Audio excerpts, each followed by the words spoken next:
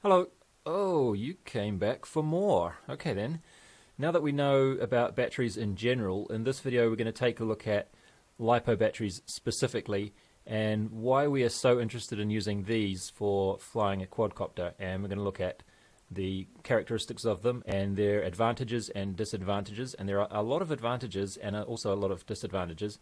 But obviously the advantages outweigh the disadvantages, otherwise we wouldn't be using them. So let's take a look at some various types of batteries and see if we can figure out why the LiPo comes out on top.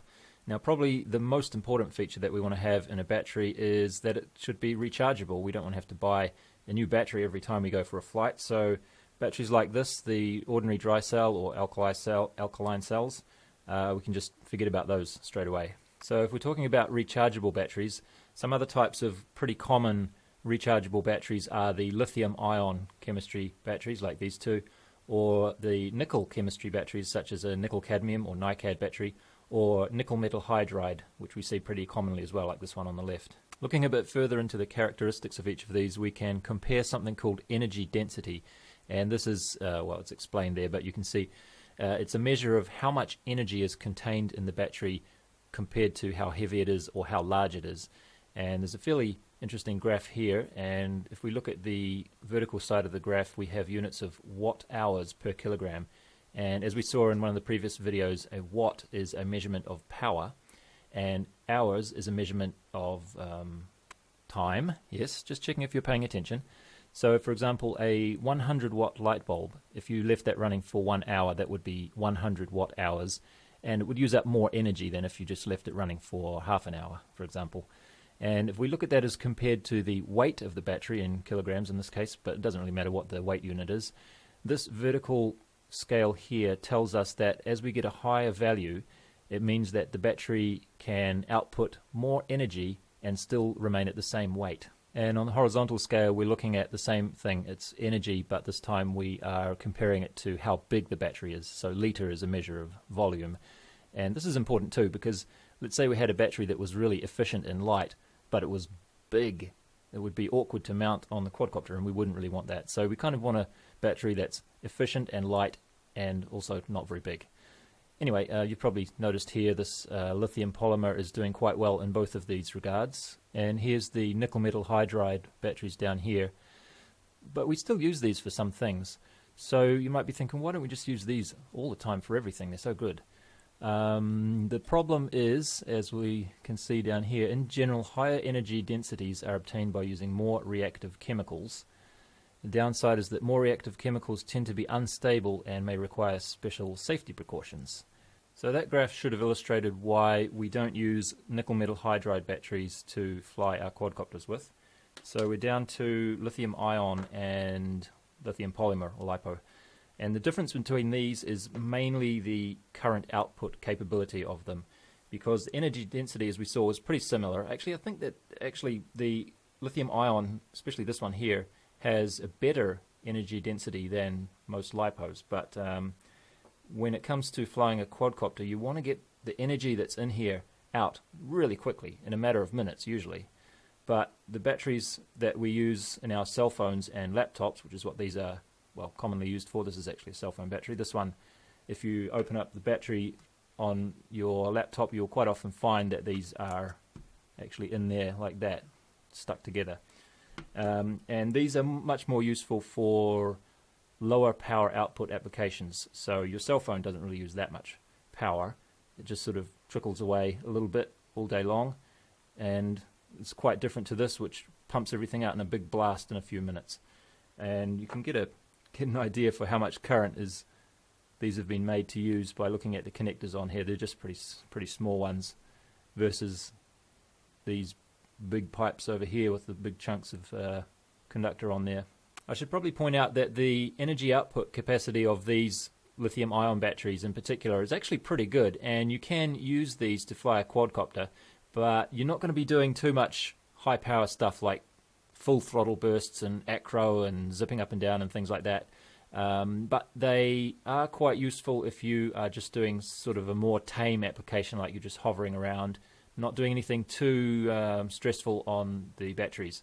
And in fact, these have been used to do some of the longest flight time record quadcopter builds. If you look around on YouTube for longest quadcopter flight time record or something like that, quite often they're using these because they have higher energy density. But if you look at their video, they're not doing anything exciting. They're just hovering around. Okay, so now that we're just talking about LiPo batteries only, and we've discovered how great they are as far as power output and energy density and weight and all that kind of thing goes, we also need to talk about their disadvantages. And the disadvantages pretty much all come about because of what we saw just before on that page. What did it say? More reactive chemicals tend to be unstable and may require special safety precautions. And what that means in the case of these is that they can either easily be damaged if you don't use them correctly, and they can also damage other things if you don't use them correctly. They can, the unstable part of the text that we saw before refers to the fact that they can overheat and catch fire and set other things on fire too. Probably the simplest way to damage one of these is to puncture it or bend it or crush it somehow. And in the case of other batteries, this is true too. Of course, you can't just cut into any old battery any old way and expect it to still work. But because we want these to be very light, we tend not to have very hard shells around them. So they're just built with a very thin bit of plastic around them, and that makes them a little bit easier to damage in a crash and so on. So that's a bit of a risk. They can also be damaged by overcharging them. So they have a certain voltage up to which you should charge them, and you should not take the voltage any higher than that, because the chemistry inside the cell will have problems. It's going to be a one-way reaction at some point, and you'll either damage the cell to the point where you can't use it anymore, or it might actually overheat and, as I said before, start burning in the worst case. And as luck would have it, they can also be damaged by over-discharging. That is, you're flying your quadcopter and you're having so much fun that you just keep flying and flying and flying until it falls out of the sky. And with other batteries, you can run them flat like that and they can recover and be recharged again. But quite often you'll find with the LiPo that even if you can recharge it again, it's not going to be the same strength battery it was before. You'll damage it quite a bit by discharging it too far. And you may even take it to the point where it's just completely unusable. But wait, there's more. Even if you don't overcharge the battery and you don't over-discharge the battery, you just keep it sort of, let's say you keep it charged up for a long time. Turns out you can't do that either, because the pressure that's in there, like we said before, there's a charge, really wants to get to the other terminal. And if you leave it in that state for too long, it can also damage the cells and render them pretty much unusable as well. And just to round things out, we also have problems if these batteries get too hot. So you don't want to leave them sitting on the dashboard of your car all day in the sun or something like that. They could well start a fire in that kind of situation as well. And even if they don't, again, they may be damaged by that. And just in case you think I'm exaggerating about that, here's a little video of somebody throwing a little piece of lithium into water. And lithium, as we looked at before, is one of the most reactive sort of chemicals. And that's good in that it gives us this high energy output that we're looking for, but it's also bad in that it comes with this unstable nature. So overall, these are pretty high maintenance batteries. We have to look after them carefully in order to take advantage of the benefits that they give us. Alright, so making sure that you don't poke holes in the battery or put it in a really hot place are fairly easy things to take care of, so we'll just don't worry about that for now. But keeping the level of charge at the right point is not quite so easy, and that's what takes up most of the day-to-day maintenance or the hassle of these batteries. And it's made it all the more of a hassle by the fact that we have these separate cells in there, as we looked at in one of the other videos. So if I just put the voltmeter on here and we'll check the voltage of these individual cells. I think I did that this already, but let's see, we got 3.74, 3.74, and 3.74. Now, you may remember just a moment ago I said something about leaving batteries at the wrong level of charge for a long time. And what we have here, this 3.74 voltage, that's what we call a storage voltage, somewhere around 3.7 to 3.8 volts. And this is about the middle level of charge. So a LiPo battery will be around about 4.2 volts. Well, actually I shouldn't say around about, because we don't want to go over 4.2 volts. Absolute maximum of 4.2 volts per cell. That's the trick. So overall this is a 3-cell battery, so it'll be 4.2 multiplied by 3, which gives us 12.6. So the overall voltage will be 12.6. But we need to make sure that individually all of these cells are going to be no more than 4.2 volts individually. That's the trick. And when we discharge it, we also, at the other end of the scale, we want to make sure that they don't go below a certain value. And this is where it gets a little bit sort of grey. Some people don't like to discharge their batteries below about 3.5 volts per cell, again, individually. Some people will take it down to 3.3. And in general, the lower you go, the less of a lifespan the battery's going to have. It will start to give up and get weaker earlier if you discharge it to a lower voltage each time. But anyway, that's what a storage charge means, and I just thought I might show you this. This is a battery that I bought the other day, and it says this on the box: shipped at 30% charged, return to storage charge ASAP. I'm not really sure why they do that. Maybe it's so that there is less chemical energy stored in the battery while it's being shipped. I don't know. At risk of making somebody yawn, let me just reiterate this point one more time. When we talk about a LiPo battery being flat, we don't mean that the cells have all gone to 0 volts, because by that time the battery would be completely ruined. What we mean is that it's gone down to this safest lower level that we can let it get to, in which case we'll call this flat, even though it's not 0 volts. So this is very important. If you're checking the voltages of your batteries, 0% is not 0 volts, alright? So when you see something like this on your cell phone, say 75%, what that actually means is that it's 75% from here up to here, so maybe about there or something like that. And the sticker that we saw on the box just a minute ago saying 30% charge, it doesn't mean 30% down here, it means 30% from here up to here, so it would be, say, 3.6 volts or something, maybe about there. So in order to meet the demands of these fussy batteries, we're going to have a special charger, because not only do we need to manage the voltage of each cell individually, but we also need to manage the current that's going through there. We can't charge it too quickly.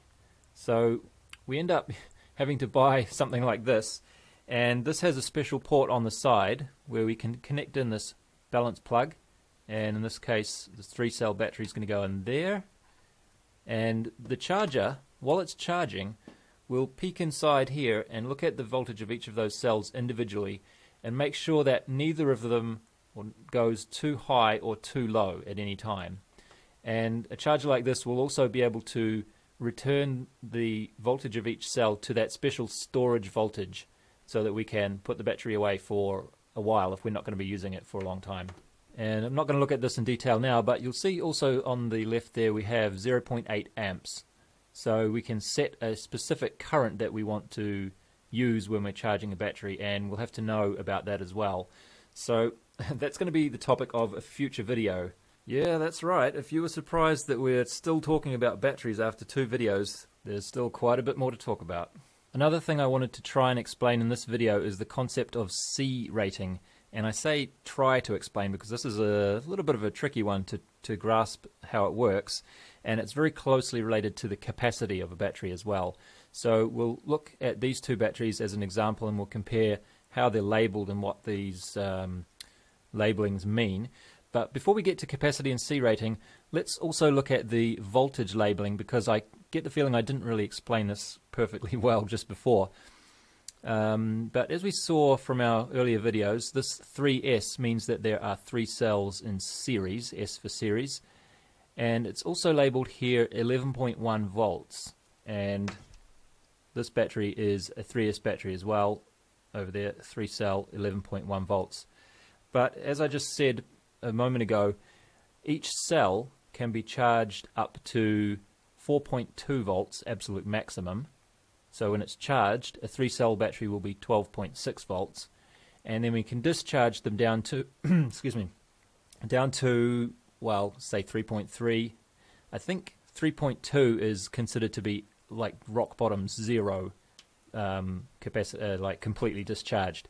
So if it's going from 4.2 or 12.6 volts total down to 3.2, why does it say 11.1 on here? Shouldn't it say 12.6, because that's what it will be when it's fully charged?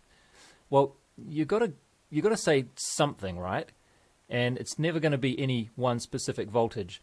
So the convention seems to be that they've picked a value that will be around about the middle, which is 3.7 volts per cell. So if you multiply 3.7 volts times 3, you'll get 11.1. So when we say it's a something volt battery, in the case of LiPos, what we're talking about is that voltage will be at the middle of the range of charge. Now, as for the other labeling that we can see on here, the most prominent is this number here, 5.2 and 1.0, and this is measuring the capacity of the battery. And the 1.0 stands for 1 amp hour. So this battery can output 1 amp of current for 1 hour, and then it will be fully discharged. That's not to say that you want to do that, because, like I mentioned before, if you get too close to the rock bottom zero value, you're going to damage the battery. So you might not actually get 1000 milliamp hours out of this if you want to treat it nicely and be careful. Did I say 1000 milliamp hours? Yeah, because 1 amp is the same as 1000 milliamp hours. So milli is just a thousandth of an amp. So over here we have mAh, that's milliamp hours, or 1 amp hour. And this one being quite a bit bigger, you can see we have 5.2 amp hours, or 5200 milliamp hours. So these numbers are equivalent. And of course, in the case of this battery, it means that we could connect up something to there, and we could output 5.2 amps for 1 hour, or we could output, say, 10.4 amps for half an hour. So you see how that goes? The more current we try and take out of the battery, or the quicker we try and get the current out, the less time it's going to last for. So that's milliamp hours, and that's what we call capacity. How many amps can be pushed out for how long? All right, enough about that. So the trickiest thing to explain probably is this thing down here. It says 10C discharge. Over here it says 45 to 90C discharge. Now this C refers to the current. Easiest way to say is the 1 hour current. So here we have 1 amp hour, which means we can output 1 amp for 1 hour. That means that's the 1C rating. If we tried to make this battery output 2 amps, that would be 2C. So even though we call it 2C for this battery, because it's twice as much as this number, for this battery, being a 5.2 amp hour battery, the same 2 amps of current, even though we called it 2C for this one, we would be about, what's 2 over 5.2? Let's say 0.4C approximately for this one. Because this battery, as we said before, I'm sorry I'm sort of repeating myself, but it is a bit tricky to explain. This battery, as we saw before, could output 5.2 amps for 1 hour. So that's the 1C rating of this battery. The 2C rating of this battery would be how much current can it output for half an hour. And as we saw, or I mentioned just before, that would be 10.4 amps. So that's 2C. So what is this here then? 10C. So the 10C discharge rating would be 10 times the 1 hour current. So the 1 hour current is 5.2 amps.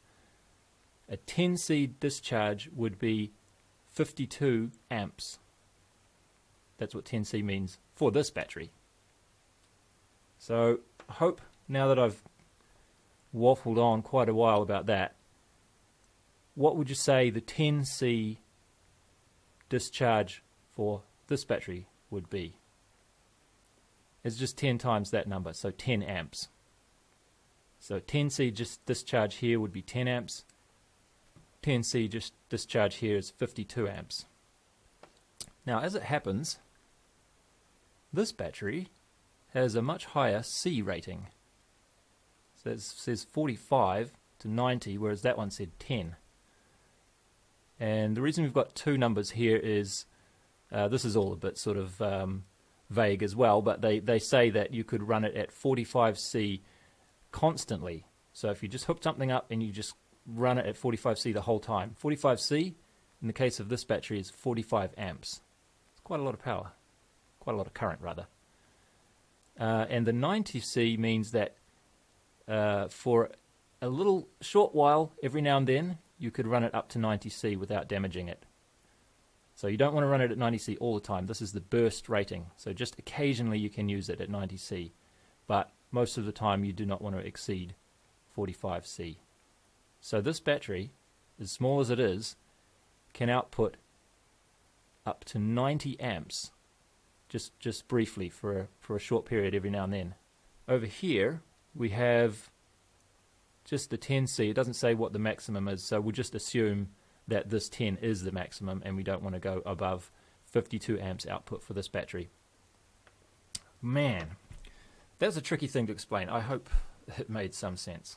So I guess the logical follow-up question might be, why would you want a battery with a low C rating rather than one that has a nice high C rating and can pump out lots of current like this one? Generally, the higher C batteries tend to be heavier because they need to have more mass in the cells, more material to have that current pumping through them, thicker wires, and just generally they're chunkier and heavier. And they also tend to cost a little bit more as well because there's more material needed to make them. But if you want to do something that requires high power output, like super fast throttle bursts and fly up in the sky really fast and do all cool stuff, you are going to need something that can handle that sort of a current output. Why would you want something that's low C? Well, if you're not doing super high output flying, for example, this battery here, I use this in my larger quadcopter, and I'm mostly just hovering around. I'm not doing any super fast flying or anything, but I want a battery that's going to last longer. So as long as my quadcopter that I'm using this on is not going to draw more than 52 amps from this battery while it's flying, which it doesn't, as we saw before in the example where I measured the current draw with the quadcopter, it's a fair bit less than 52 amps, so this is fine. And the benefits of the 10C are, I guess you could say they're just the opposites of the benefits of this one.